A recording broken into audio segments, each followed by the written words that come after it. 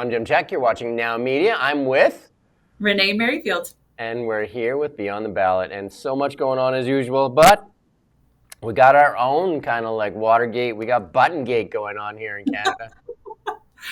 Buttongate, yes, indeed. This last weekend, wow, the controversies were swirling. And to be caught red-handed, not only that, as the story started to evolve, it was actually two of their staffers that were bragging about it to a reporter, knowing that it was a CBC reporter. So, when it first was reported, it seemed like it was just overheard at one of the local, bars or taverns, and then to hear that they actually were bragging about how they had planted these very Trump-esque buttons into a conference to basically make the conservatives seem more Trump like than what was merited, was absolutely disgusting.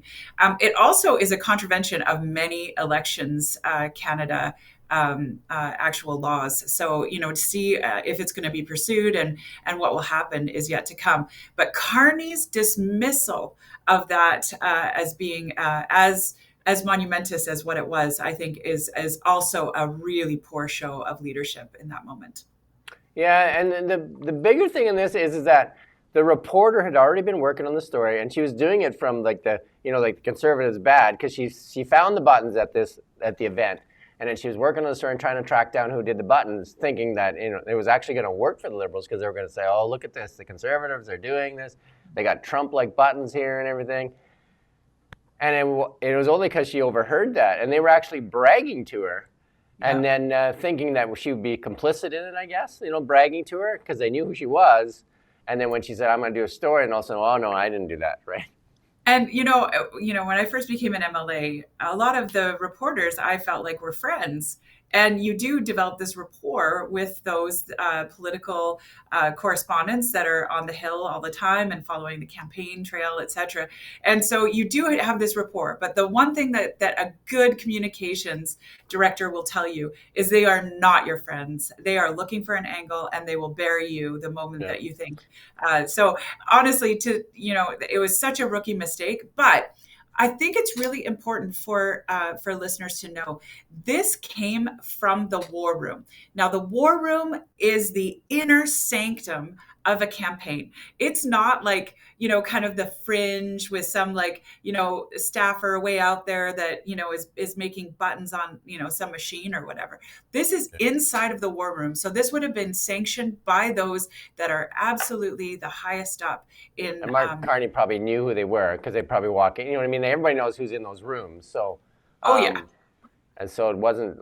And the odd thing is, if it was the other way around, they would be at the pulpit right now screaming about threat to democracy, because it is actually a threat to democracy.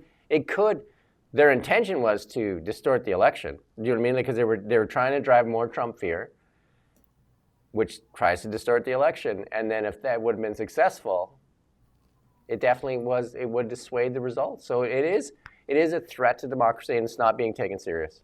It is election interference at its finest. And that's why there are laws in our Elections Canada law that show exactly what campaigns can and cannot do. And this was a severe contravention of that. The other thing here that's really interesting to me is one of CSIS's warnings was that China was going to trying to intervene in our election by trying to make the Conservatives sound more Trump-like. And that there were going to be these comparisons that China was going to do. Yeah. All of a sudden we see the Liberals doing that with these buttons, et cetera. I got to wonder who's actually the puppeteer, especially when Carney's like, "I didn't know about it," and they've been reassigned, not fired, not turfed, there was no outrage in him. It was like, oh, oopsie whoopsie, did a bad, and now they're working on the mail outs instead of, actually embedding these buttons into, conferences. So if one wanted to kind of read into that, one could say, well, I mean, probably weren't fired because maybe there was a lot more people involved in it than you would think, right? Because if it was two people, I think the easy answer is you're fired. Get out of here, right? Like take your stuff and get. But if the two people were acting on behalf of a lot of the people, like everybody in the war room knew what was going on, including, like maybe even the higher ups, then all of a sudden it's tougher to fire that person because all of a sudden they have sour grapes and they say, well, you're the one who told me to do it. Absolutely.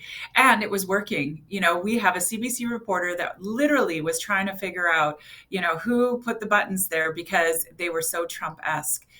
So honestly, it was a disgusting manipulation of the campaign, and truly not something that should ever be tolerated by the Canadian people. Furthermore, we have Carney that was taking a break from the campaign. And, thank goodness that CBC and CTV did not get him, let him off the hook on that one. We saw a lot of the political commentators saying it was absolutely unnecessary, that the break was, him becoming somewhat prime ministerial was a real, blatant attempt to assert himself as the prime minister rather than on the campaign trail, which he was flailing miserably at. Yeah, so kudos to Kate McKenna for breaking the story, for sure. Kate McKenna did a great job in breaking that story. But some of the other, like the anchor that was talking to Kate at first, is like they had it kind of up on the screen that it was like a trick or a prank. And she said, no, it's a false flag operation. It's not a trick or a prank, right? Like this is far from a trick or a prank, right? This is not pranking people. No, it's way more significant than that. Yeah. It is election interference and at the highest level, and a really, really disgusting manipulation of the electorate. Yeah, when you talk about Trump too, that's what's that? Go ahead. I loved one of the political pundits, and I think it was I want to say Warren Kinsella, but who said this calls into question everything that we've been seeing on the campaign trails, whether it's the people trying to get into the CBC rallies with the MAGA hats or the big banners that are being held outside that have the Trump-like slogans. All of a sudden, it was calling into question all these different photos that we're trying to assert. How about the Nazi flag at the truckers rally, right? That just showed up for a few minutes that nobody ever knew was, had a mask on and everything, and Justin Trudeau's photographer happened to be right in the right place at the right time. Yes. Weird, yes. Eh? Indeed. Very strange. So talking about Trump, that is their secret weapon. And I just did an interview with Juliet Sicot, actually a Liberal candidate here. That is kind of what they're running on. They're running on Trump, right? The fear of Trump. And I listened to one of Carney's speeches there, they're coming to get us, there was a lot of Chrystia Freeland did that too, tanks coming in the streets and all that stuff. That is their big thing, and these Trump tariffs. But they blinked today because the auto tariffs, Honda said, well, we're going to the U.S. And all of a sudden, they pulled all the counter tariffs, on everything, not everything, but a lot of things, and not just the automobiles. But again, you and I have talked about this many times on automobiles. If they don't pull that EV mandate, there's no auto sector anyway. No, and we've seen the economists starting to sound the alarm bell that tariffs and any countermeasures are just punitive towards Canadians and Canadian industry. So really, it was a ridiculous ploy to try and play to a populist, a cry for retaliation. But really, if he was a leader, if there was strength there, Carney would not have retaliated. He is an economist. He knows who will be injured by those tariffs. And he knew that the Canadians would be. So, finally business stood up and said, that is not what we need. Look, we're going to go elsewhere. We have choices here. But the scary thing is that is exactly what business has been doing under this Liberal government for the last 9 years. It has been a decade where we have seen, businesses go to other jurisdictions, whether it's the EU or whether it's other places in North America, and we have seen the investor dollars follow. So this was just another failed attempt at trying to assert some sort of strength or power in a way that utterly backfired. Yeah, he was trying to say, I'm the tough guy, I'll show you. And all it did is show us how we had the tariffs stick with us, and then they backed off on the tariffs. But that is the one thing they have, because their record is not great. They can't run on their record. They can't even run on their policies. And you and I are going to break down some of the policies. But so they can't run on their policies they're putting out.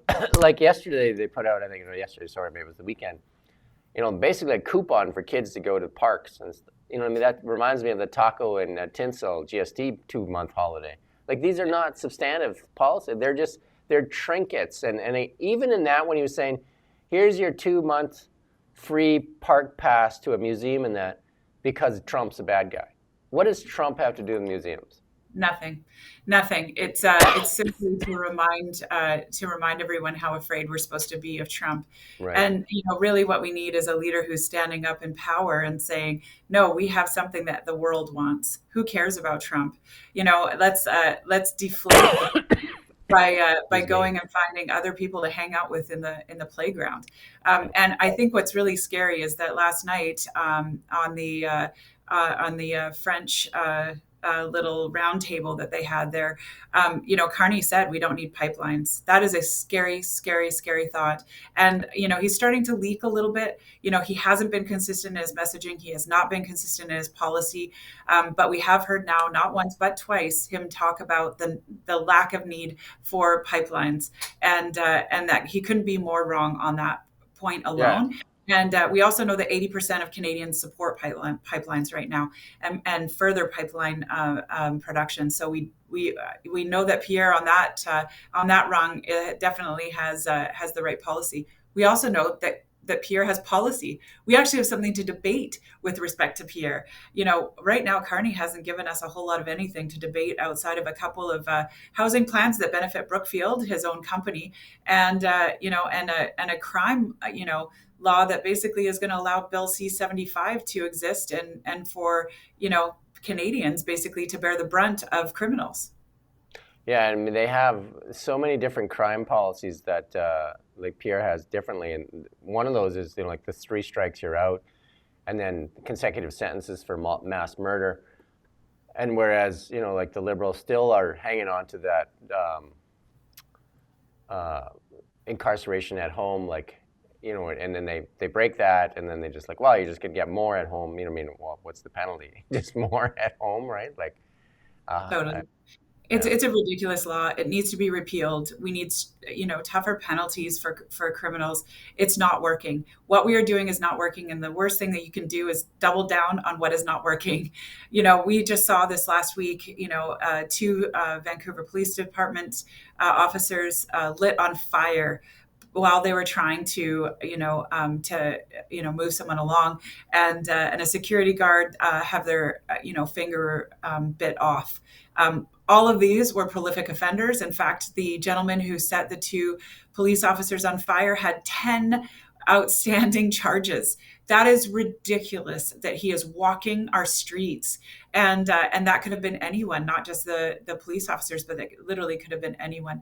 So, we've got some really big issues as a society, and crime is one of them. Housing is another one. We simply do not have enough housing. Carney's plan for housing benefits, some corporations that are into modular housing building and heat pumps.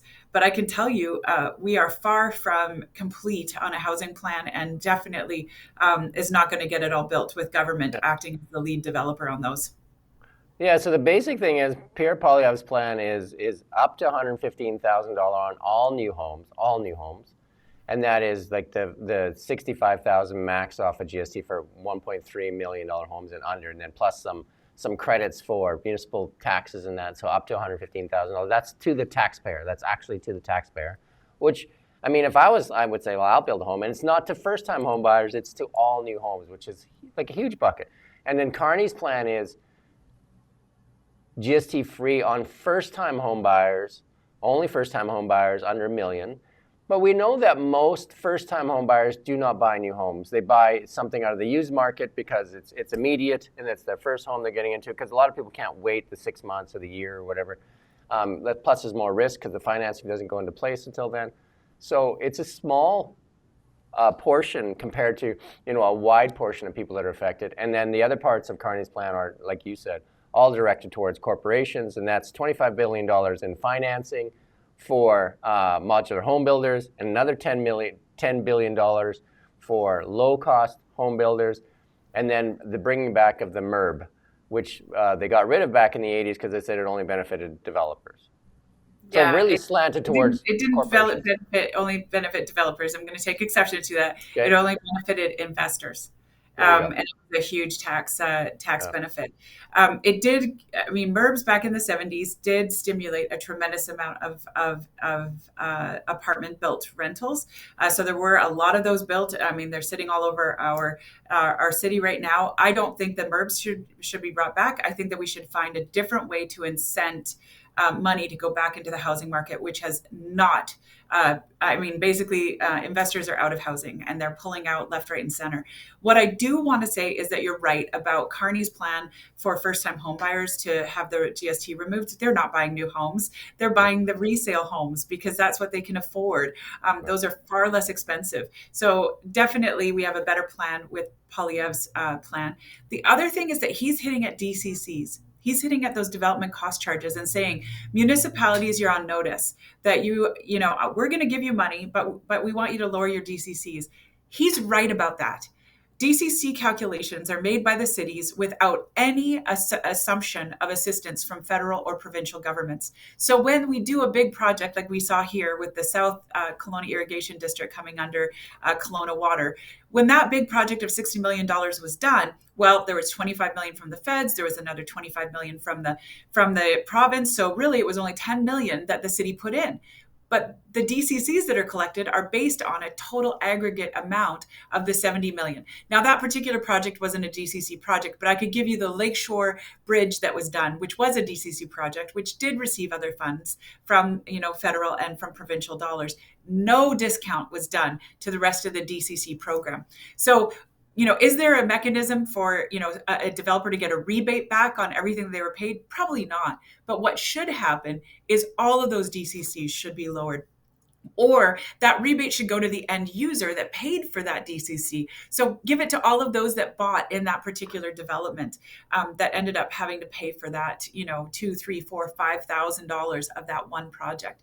So I do think that he's bang on getting the municipalities on notice, because right now they're sitting on some huge cash stores. Kelowna has almost $1 billion sitting in an investment fund right now. Vancouver has billions of dollars. We've got Burnaby with billions of dollars. Like, there's some very large cash stores right now, largely from the collection of DCCs without having to spend them. Yeah, and it seems tougher and tougher. And I think that had a lot to do with the Liberal government and a lot of the NDP policies of not really wanting to build a lot of single-family homes. That they're, it's hard to get land, kind of brought into where you could develop it. It's mostly they want to do like high-density type stuff. And it's tougher and tougher for people to get a single family home. Oh, almost impossible. There is no more single family home zonings, right? So it's going to be almost impossible. And it's not like we don't have any land, second largest land mass in the world. And we have a very small population living on that very large landmass. So we have a lot of land that could go. And, that's what Poilievre's plan is. He's like, I'm going to release 6,000 hectares immediately of Crown land just to get to stimulate, housing. And, in doing that, he also says, I'm going to also look at reducing the value of land by, overproduction of it, basically. That is phenomenal. I mean, it will definitely help to lower the overall cost of housing. Whereas Carney's plan, on the other hand, with modular housing and with heat pumps, both of those are expensive items. So when you're subsidizing those expensive items, now you have very expensive housing. Modular housing, the reason it's not working the way that we want it to, and when I say we want it to, I think the entirety of the housing industry wants it to work. But the reason it's not is because it's simply way more expensive than conventional building. And so it's, to then say we're going to spend on a more expensive solution, like what? It's absolutely absurd. And if it was possible, we'd see it happening today. And the conflict of interest is obviously, something that should be looked at very carefully, because the $35 billion in easy money financing, and it ends up in like a certain place, seems odd, right? Oh, Carney has so many conflicts and that are undisclosed to the Canadians. So right now it's all based on, speculation, but Brookfield owns, modular home building companies. Brookfield owns, natural heat pumps.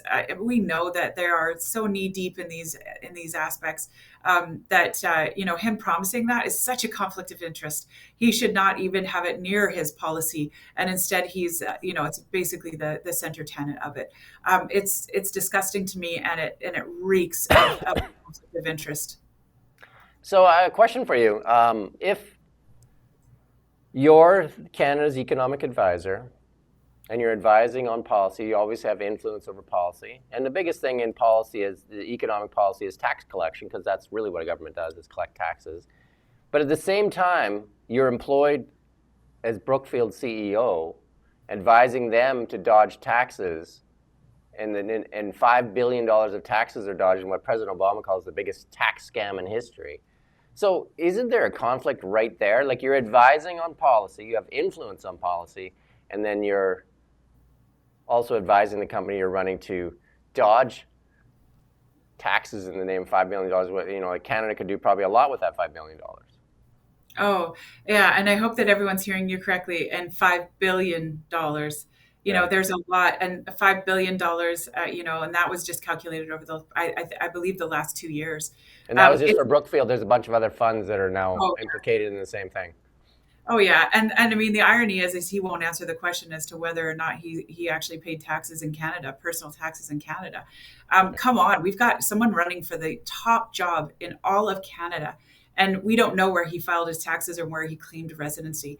That is scary to me. That is so scary to me. Who is he actually allegiant to? Like, who is, where is his allegiance, and how is that being exercised? I haven't seen it over the course of the last 10 years. And I don't even know where he was over the course of the last 10 years outside of, he wasn't in Canada. So, really, we've got some big questions that do not have answers. And there's like this huge misconception that he somehow was this huge brain that got us through all of these different issues. And it's like, if he was this huge brain, he got us into these issues because he sat as an advisor since 2020 and absolutely barreled us into the highest inflation in all of the G20, absolutely brutal GDP growth, the lowest in all of the G7, and into an economic tailspin that we will not be able to see the light of. And that's interesting. This weekend, while he was dealing with Buttongate, a very, very beautifully written, beautifully crafted letter was posted in every single newspaper across Canada, in which 30 business and bank leaders, financial leaders, I should call them, that's better. Financial leaders came out in support of Pierre Poilievre and said, this is who we need to support. We're talking bank CEOs. We're talking some of the largest home builders to the tune of $6 billion companies. Mattamy Homes is absolutely massive. King Czek Capital, John Love. We've got, REITs in there. We've got capital, venture capital. They all sounded the alarm bell and wrote to Canadians and said, Canada, this is one of the most important elections, and here's why. Here's the economic precipice that we find ourselves upon, and we are about to basically fall off a cliff. Here are the things that we need to see from the leaders, and the only person that is saying anything about these different aspects is Pierre Poilievre, and that's why we're supporting him to be the next prime minister. Brilliantly written, beautifully said, and the power on that letterhead. Just take a read at those 30 names. It was absolutely astounding. CEOs of banks like RBC, RBC Wealth, former CEOs of other banks. Like, we're talking the biggest names in finance right now, basically all saying we're supporting Pierre Poilievre. Yeah, I think one of the things, we have to get capital back into Canada, and one of the Poilievre platform pieces is that reinvestment tax credit where there's no capital gains tax. I mean, I think that would be huge for Canada, where people could actually sell something and then reinvest that back into Canadian projects. I think that would be huge for Canada. It's massive. Yeah, and I think that would be huge. One of the big things, though, is that it's just like, it's not getting through to people, is our biggest asset. Canada's the richest resource nation in the world by diversity, and I don't think anybody could argue otherwise. And it's being suppressed. We're telling people we don't want to sell those things for the last 10 years, but we're going to sell them hydrogen, which we don't have. So we have somebody running the company or the country saying, we won't sell you our biggest asset. We'll sell you something we don't have in the future. We literally, if you hear an economist say that we can be a wealthy, prosperous nation with anything other than our natural resource sector, they are false. It simply is not true. We do not have the amount of dollars or investment or technology or creative capital to actually see any of that come to fruition without focusing on the prosperity that our natural resource sector will bring. Yes, mining, yes, natural gas, yes, LNG, yes, oil, but we have to focus on those aspects. And that's why Carney is not making any sense. He's starting to leak, and now he said no pipelines twice. So I'm starting to believe him. He's now talking about being a clean energy giant or a clean energy superpower. Again, the hydrogen, which we don't have. Like we don't have. Unless you know where it is, because I don't see it yet. Like, you know what I mean? Like, I haven't seen it. Or electricity, which we also don't have. Yeah, because they talk about that pipeline. He talks about the east-west pipeline. Key words are east-west. East-west pipeline, east-west electricity power line. And that would be the Quebec selling electricity to Alberta, not west-east pipeline. Yeah, and that's ridiculous. Anyone who knows about transmission knows that you can't transfer electricity that far. There's such an erosion of its, of its potency, et cetera. So, we're not going to have transmission lines that go that far. And also, it's ridiculous to even posit that. It's preposterous. So I'd love to see. And there was Bruce Penner actually did a really nice op-ed. They try and be very, nonpartisan in what they tout, but he basically said, like, this is what we need to see from a natural resource and a resource government, and we are not seeing that from them. We want to get to two more things before we go, because we're over already. But Sam Cooper put out a piece and saying the Chinese government, CISA said the Chinese government, what they're going to try and do is make the conservatives look Trumpian. They don't even have to let the Chinese do it. That the liberals are doing it themselves with the Buttongate and that. So they've taken that idea and run with it. Well, and I'm wondering then, who is the puppeteer? Who is actually driving that? Who is controlling those shots? Is it really the liberal war room, or is someone in the liberal war room that is directing it from outside of us? I think we have a lot of questions. And I think that Carney denying that he has any association with these, Chinese groups, then only to be shown that he's had meetings with them. He's had very productive meetings with them, is what the actual news read. The fact that he's taken, hundreds of millions of dollars. A quarter of a billion dollars in a loan. Yeah, so 250 million from the Chinese, from the Chinese government. Who is he beholden to? And again, I'll come all the way back around. Where is his allegiance? And is it really to the Canadian people, or is it just to his power and his own ego and his own bank accounts? Which, by the way, happen to be in the Bahamas, because there's eight holding companies under Carney's name there. And then his magic always will be, Trump, Trump, Trump. But I would say to people, you might want to be more worried about the Chinese than Trump, because they seem to be more kind of like infiltrated here in Canada, like in our politics and everything, versus, Trump says a bunch of, stuff nobody's a fan of. But I don't think Trump has operatives that are working in our government. No. Steve Bannon, basically in his interview with Brian Lilly out of Toronto, and Toronto Star, or Toronto Sun, sorry.